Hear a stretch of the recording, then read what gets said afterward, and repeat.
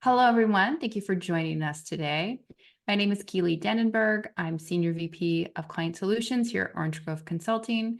Today, I am joined by Daphney Valcinor, Senior Consultant and Facilitator here at Orange Grove, and we are talking about psychological safety in this micro conversation. So, Daphney, in a previous micro conversation, we talked about defining psychological safety in the workplace, why it's so important, the role it plays in engaging employees.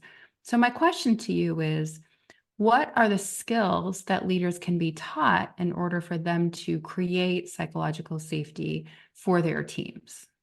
Yeah, actually, this is such a good question because when we teach psychological safety, we really do focus on the skill, and we've developed a model for leaders, even for individual contributors, so that they first understand. I mean, I think part of it is like identifying and becoming aware of where do you sit within the organization, what kind of power do you yield, and then what is your responsibility in creating that psychological safety. So after we've had that kind of conversation, then we talk about skills.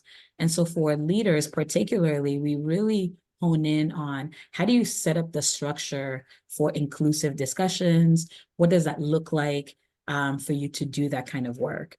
And so we focus a lot on that skill. And then we talk about how do you recognize when there is psychological safety and what are those behaviors? And when there isn't psychological safety, what are some of the behaviors you must look for? So all of that, we talk about it in our training.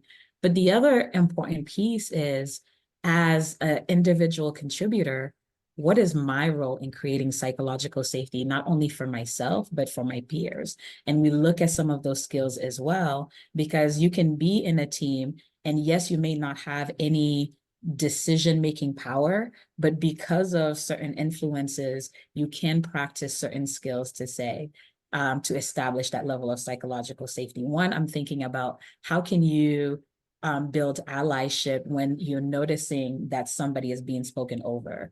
Or how can you gauge alignment when both of you are doing a project, but there is disagreement?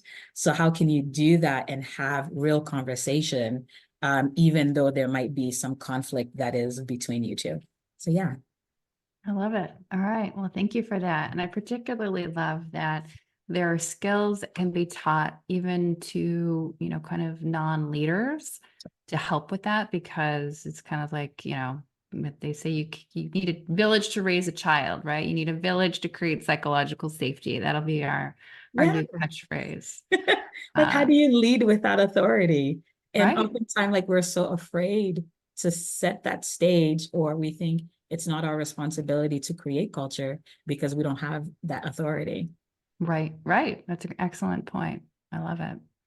Well, thank you. And thank you everyone for being here. Check back to our YouTube channel to see more videos on psychological safety and a number of other topics. Take care.